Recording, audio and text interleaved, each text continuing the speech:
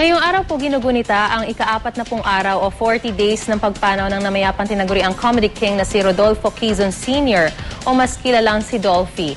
Nagtipon ng ilang kaanak at malalapit na kaibigan ni Dolphy para sariwain ang alaala ng comedy king. Mula sa The Heritage Park sa Taguig City, may ulat on the spot si Lars Santiago. Lar? Maris, maaga pa ay dumating na dito sa Heritage Park Chapel ang mga kaanak ni Dolphy para alalahanin ang 40 days ng kamatayan ng Comedy King. Pasado alas 10 kaninang umaga ay idinaos ang misa para sa 40th day ng kamatayan ni Comedy King Dolphy. Naroon ang kanyang mga anak, sina Eric Quezon at mga kapatid tulad nina Ronnie, Epi, Sally at Van Dolph. Dumating din si Maricel Soriano. Naging taimtim ang misa, pero mararamdaman ang magaang atmosphere sa pagtitipon. Ayon kay Eric, bukod sa ginagawang pag-alaala kay Dolphy sa Pilipinas, ay magkakaroon din ng misa sa Amerika, partikular sa Vallejo at Los Angeles, California, kung saan naroon ang iba pang anak ni Dolphy. Nasa Los Angeles ngayon si Joshua Padilla para doon siya dadalo sa misang idaraos doon para sa 40 days ng Comedy King.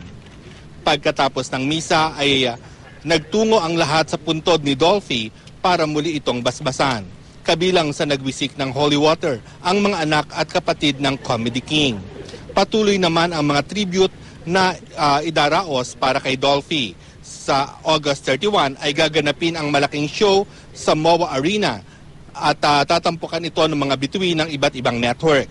Sa September 1 at 2 naman at sa dalawang susunod na weekends ay itatanghal sa SM Cinema ang mga pelikula ng Comedy King.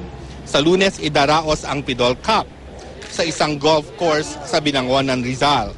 Ang kikitain sa mga tribute ay mapupunta hindi lang sa Dolphy Pinoy Aid Foundation kundi pati sa iba pang charitable institutions. Nagpasalamat din ako, sabi ko nga sa lahat ng mga tao nagdasal from across the mile. Sabi ko ay the prayers from the United States, from LA, from New Jersey, from New York, from Chicago, from the Bay Area. Maski gaano siya kalayo, sabi ko alam ko nakarating yung mga dasal na yon. Actually, gusto ko talaga magpasalamat sa sambayan ng Pilipino. No? Nung namatay yung daddy ko, nasa loob kami. Actually, hindi namin nararamdaman talaga yung magnitude nung pagmamahal na binigay sa amin ng sambayan ng Pilipino. Yung prayers na idinasal nila para sa aking ama.